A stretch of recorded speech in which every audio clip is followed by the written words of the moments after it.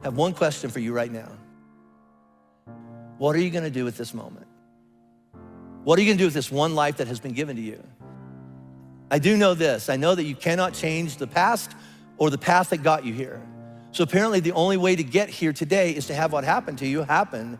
And so since you can't change the past, the reality is, so what do you want your life to look like? Ready for this? From now on.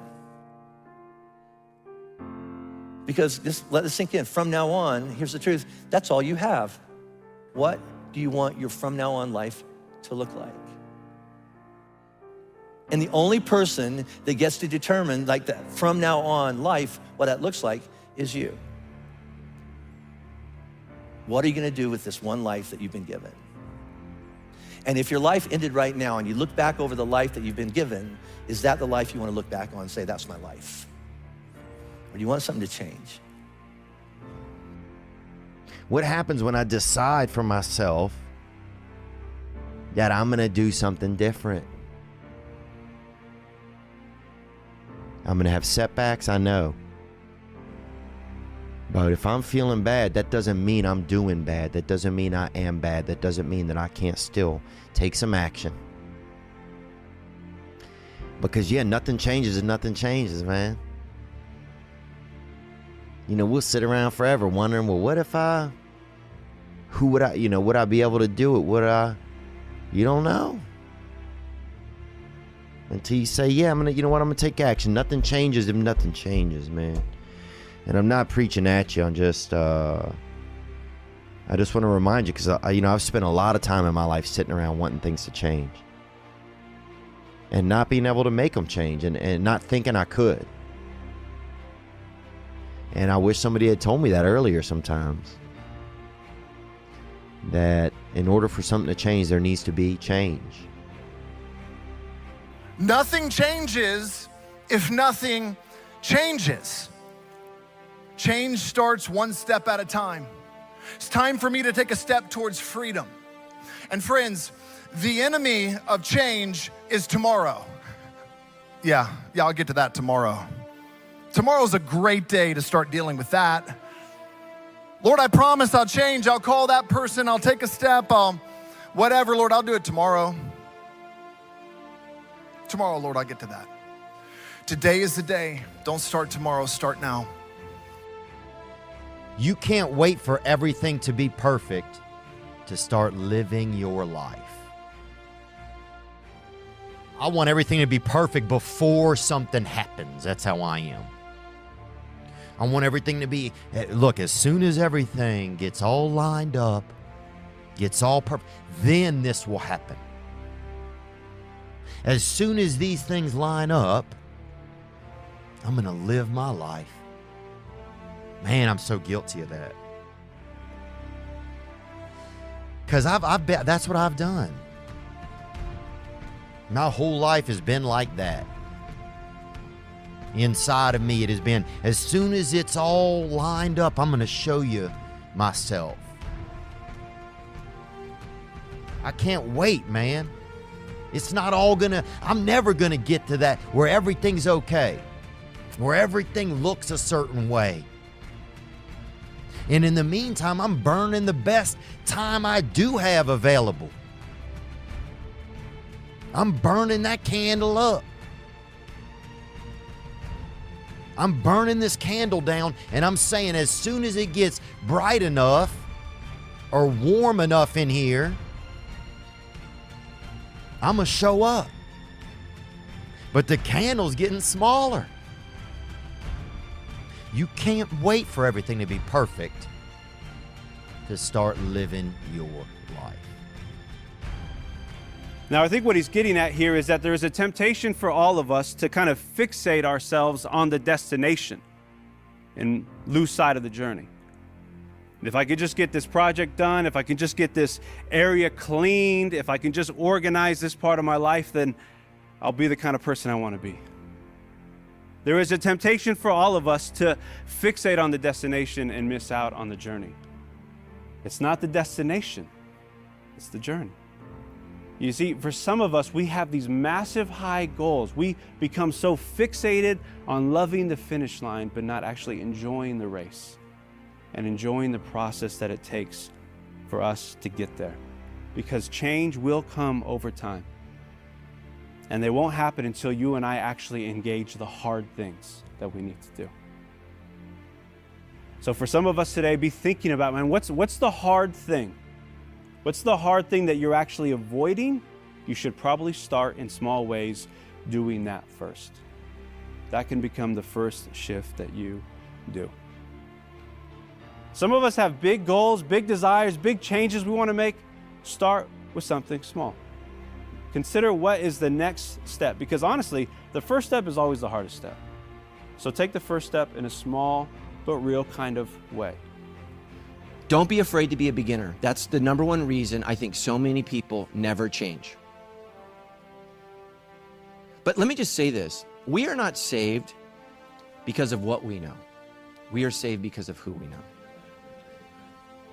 We're terrible at resolutions because we want to make massive leaps toward change instead of small, consistent steps. But then what happens is the amount of change I commit to is so overwhelming that I just quit.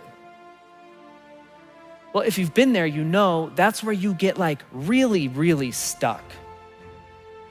And if you're not careful, that feeling that like you're just not the kind of person you thought you'd be by now, it can become so defeating that you start to think about quitting. Jesus never expected, go read the book. He never commanded that you need to change overnight. He commanded that you go on a journey with him. Like Jesus knows that your journey will take time, and he knows that you'll walk a lot of rough road. All that he's asking is that when you fall down, will you let him pick you back up?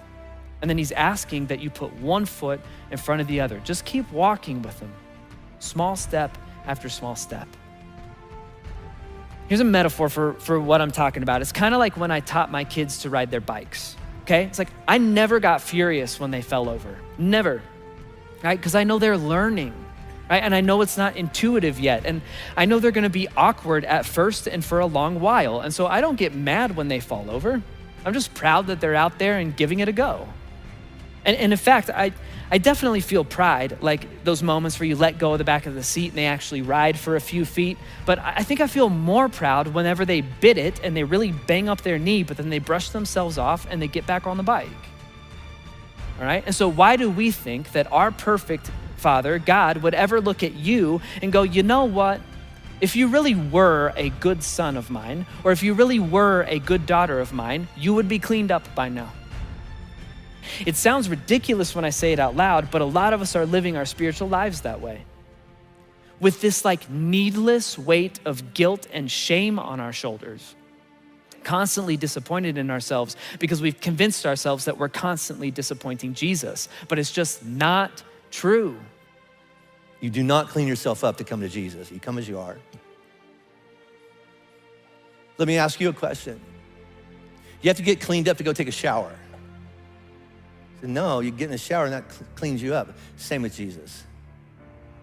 You don't try to clean up your life and be a better person in order that you can be with Jesus. You just be with Jesus, you follow Jesus. How about this? If anything needs to get cleaned up in your life, the two of you will work that out and he will point that out to you and you will actually agree with him and then you'll clean it up together. How about that?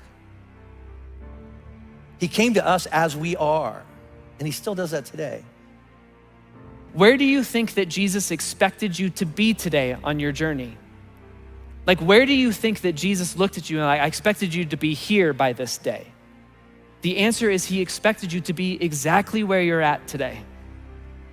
He's got all of time laid out in front of him. You've never caught him off guard. He's not confused. He's not disappointed. Jesus knew how long your journey would take, and he knew what pace you would set, and he chose to love and die for you and go on a long walk with you. So you can have the freedom to accept that life is just a journey, all right? Small, consistent steps, not massive leaps toward change. You're free to acknowledge that a life of faith takes time. So give yourself grace and be patient and stay consistent. You know what it takes to be a follower of Jesus? One step. All right? My life needs to change. But please hear this. Spiritual formation and changing any part of your life of importance, it's really slow. We say this all the time. Growth takes time. There is no fast track. There's no microwave version of being a follower of Jesus. There's not a fast track to having the mind of Christ. It's going to take some time. Let me just throw this in. So give yourself a break. The only person that's putting pressure on you is you. Jesus is so patient. And just ask yourself, what kind of person do I want to become? Do I want to become a more prayerful person? Do I want to become a more kind person? Do I want to become just a little less anxious in a very anxious world? Yes. So what are the small things I can do that will help cultivate that end result? But for some of us, the temptation is pulling at us right now that, man, this will just cost me too much to change and to start these practices. And that's very true. But I want you to think about this. What will it cost you to not change?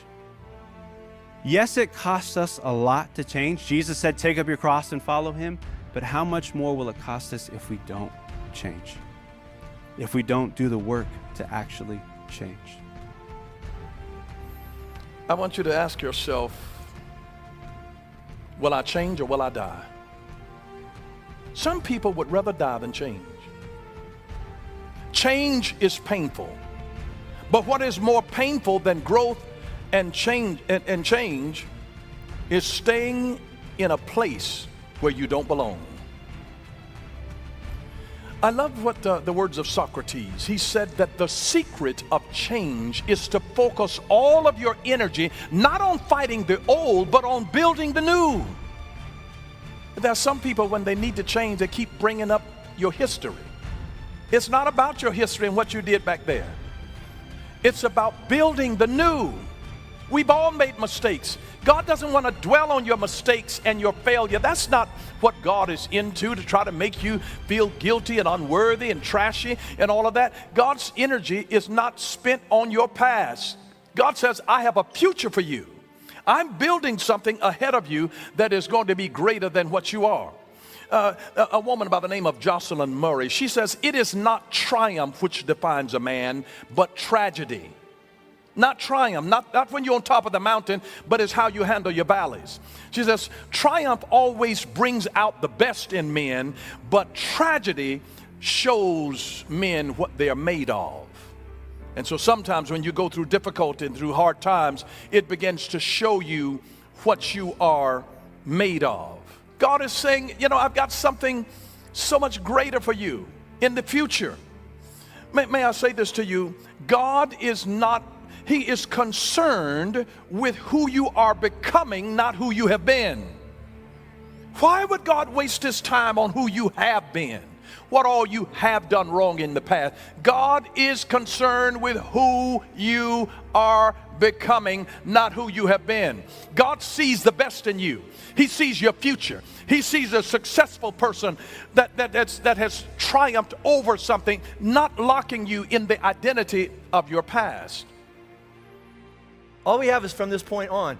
What's the point of rethinking your past? Unless you want to learn from it, but there's no need to really rehash it, okay? So all we have is from this point on, and the choice and the decision is, what am I going to do now? What do you want your from now on life to look like?